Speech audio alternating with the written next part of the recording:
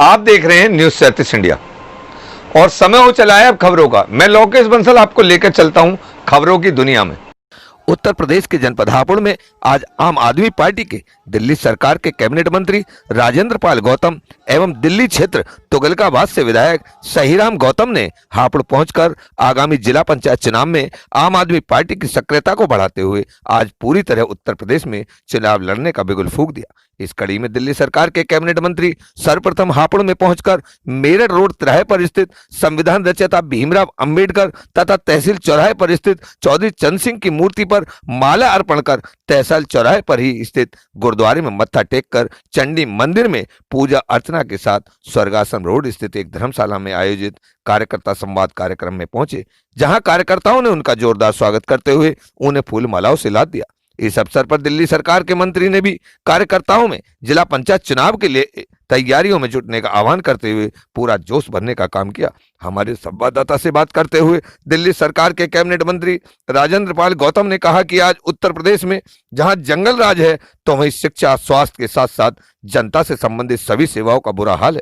साथ ही उन्होंने कहा कि आज उत्तर प्रदेश के मुख्यमंत्री असल मुद्दे पर बहस करने से लगातार कन्नी काट रहे हैं। आज आम आदमी पार्टी समूचे प्रदेश में चुनाव लड़ने के लिए तैयार है और जिला पंचायत चुनाव के रूप में आम आदमी पार्टी जनता के बीच में आ रही है और जनता को गुजरात मॉडल नहीं दिल्ली मॉडल देने आ रही है, क्योंकि दिल्ली में जनता की सभी सेवाएं चाहे वह शिक्षा से संबंधित हो या फिर स्वास्थ्य से हो या फिर रोजगार से, सभी जनता के लिए बेहतर रूप से आज चल रही हैं। और इसलिए उत्तर प्रदेश में आम आदमी पार्टी को 2022 में सरकार में लाने के लिए जनता तैयार बैठी है और स्पष्ट बहुमत से आम आदमी पार्टी उत्तर प्रदेश में सरकार बनाने का 2022 में काम करेगी। संवाददाता दीपक कुमार कश्यप की रिपोर्ट। जिला पंचायत के चुनाव से उत्तर प्रदेश के अंदर शुरुआत कर रहे हैं और जो उत्तर प्रदेश के अंदर जो भय का माहौल है, कानून व्यवस्था पूरी तरीके से खत्म है, सरकारी स्कूल और सरकारी अस्पतालों की हालत बहुत दयनीय है। ऐसे माहौल में जहां एक डर का माहौल हो, जहाँ ना दलित सुरक्षित है, ना पिछड़े वर्ग के लोग सुरक्षित हैं, ना अल्पसंख्यक सुरक्षित है, ना यहाँ ब्राह्मण सुरक्षित हैं, जाति धर्म के नाम पे पूरे समाज को बांट दिया गया है और पूरा जंगल राज उत्तर प्रदेश के अंदर देखने में आ रहा है।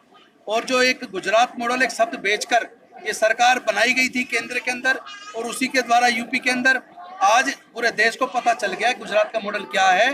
इस गुजरात के मॉडल में विपक्ष के लिए बोलने की आज़ादी नहीं है। इस गुजरात के मॉडल में ना अस्पताल अच्छे हैं ना स्कूल अच्छे हैं। तो आज जरूरत जो है गुजरात मॉडल की नहीं है, आज जरूरत दिल्ली के अरविंद केजरीवाल के मॉडल की जरूरत है, जहां अपने टोटल बजट का 26% खर्च करके हमने सरकारी स्कूलों को इतना अच्छा बना दिया कि लोग प्राइवेट स्कूलों से अपने नाम कटा के सरकारी स्कूल में भर्ती हो रहे हैं। आज लोगों को अच्छी स्वास्थ्य सेवाएं दिल्ली में मिल रही हैं। आज युवाओं को अपने सपने साकार करने के लिए जय भीम मुख्यमंत्री प्रतिभा विकास योजना के तहत बच्चे अपने भविष्य को साकार करने के लिए डॉक्टर, इंजीनियर या सिविल सर्विसेज या तमाम तरह की कॉम्पिटिटिव एग्जाम्स की कोचिंग सरकारी खर्चे पे ले रहे हैं और वहाँ बड़े बड़े इंस्टीट्यूट में फ्री में सरकारी खर्चे पर बच्चे मेडिकल की, इंजीनियरिंग की, जुडिशरी की, सिविल सर्विसेज की तमाम तरह की कोचिंग लेके अपने भविष्य को तैयार कर रहे हैं, अपने सपनों को साकार कर रहे हैं। वहाँ जिस तरह सीनियर सिटीजन को 2,500 रुपया पेंशन मिलती है 70 साल और उससे ऊपर, 60 साल और उससे 69 साल तक के को 2,000 मिलती है, विडोज को 2,500 पेंशन मिलती है और इसके साथ साथ विकलांगता वाले लोगों को भी 2,500 रुपये पेंशन मिलती है। और जिस तरह वहाँ कोई भी फ्लाईओवर बनता है, अगर 450 करोड़ का उसका प्रोजेक्ट है, एस्टिमेट है, और वो 300 करोड़ में बनकर तैयार होता है, तो एक विकास का मॉडल जो दिल्ली से शुरू हुआ है, जहां आपस में बड़ा भाईचारा है और पूरे देश, पूरे प्रदेश के, पूरे दिल्ली के लोगों के लिए, सबके लिए एक योजना बनाई जाती है, सबको ध्यान में रख के। ऐसा कहा जा रहा है कि दिल्ली की सरकार जो है बिल्कुल आम आदमी पार्टी किसानों के साथ है, हर तरीके से साथ है। हमसे जो बन पड़ रहा है हम सेवा उनकी कर रहे हैं और ये केवल किसानों की सेवा नहीं है, ये किसानों से संबंधित कानून नहीं है केवल, इसका असर जो है वो पूरे देश की जनता पे पड़ने वाला है और पढ़ना शुरू भी हो गया है। आप ये देखिए जिस तरीके इन 3 कानूनों में जो पहला कानून है उसमें भंडारण की सीमा को खत्म कर दिया है। पहले क्या था कि अगर कोई अधिक मात्रा में भंडारण करता था उपज का तो उसके खिलाफ मुकदमा दर्ज होता था, उसे डर रहता था। लेकिन अब अनलिमिटेड कर दिया, पूरी लिमिट खत्म कर दी। अब वो पूरे देश के अनाज को खरीद के अपने भंडारण केंद्रों में बड़े बड़े उद्योगपति जमा कर लेंगे, लोगों को उपलब्ध नहीं होगा, फिर वो अपनी मनपसंद कीमतों पे बेचेंगे और उसका असर दिखने भी लगा है। अब आलू की फसल का टाइम है, आलू की फसल के टाइम पे हर साल 10 रुपए में 4 किलो और 3 किलो आलू खूब आराम से मिलता था। लेकिन इस बार आलू की फसल के टाइम पे 50 रुपए किलो आलू बिक रहा है। तो ये एक परिणाम उसका सामने आ रहा है। और जिस तरीके से किसानों से संबंधित कानून बनाए, डिप्टी सीएम मनीष सिसोदिया को लखनऊ में नहीं घुसने दिया गया, इस पर आप क्या कहेंगे?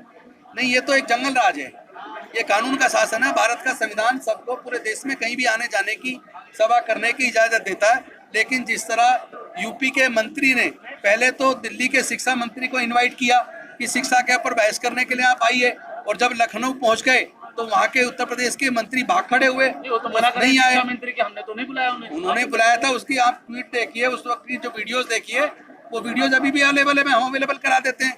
तो इस तरह झूठ बोल के भाग जाना, इसलिए एक्चुअली भाग गए क्योंकि उनके पास बोलने के लिए कुछ नहीं है। एक तरफ उत्तर प्रदेश का 5 लाख करोड़ से ज्यादा का बजट है, जिसमें से केवल 16-17 हजार करोड़ एजुकेशन पे खर्च कर रहे हैं, और हम लोग 66 करोड़ में से 16-17 करोड़ जो हम लोग खर्च कर रहे हैं दिल्ली के अंदर। तो इससे आप अंदाजा लगा लीजिए कि किसकी इच्छा शक्ति दिल्ली विधानसभा चुनाव में कितनी सीटों पर आपने अपना लक्ष्य रखा कि इतने हम जीत जाएंगे? हम लोग पूरे उत्तर प्रदेश में चुनाव लड़ेंगे, और आने वाला समय तय करेगा। जहां जहां हमारा संगठन तैयार हो जाएगा, वहां उन सारी सीटों पर हम लोग लड़ेंगे। सभी 75 सीटों पर लड़ने का इरादा? नहीं, मैं आपको बताया ना कि हम इस जिला पंचायत चुनाव से अपने तैयारी कर रहे हैं चुनाव लड़ने की, और संगठन तैयार करने की। 403 में से जिन सीटों पे हमारा संगठन तैयार हो जाएगा, उन सारी सीटों पर हम लोग चुनाव लड़ेंगे।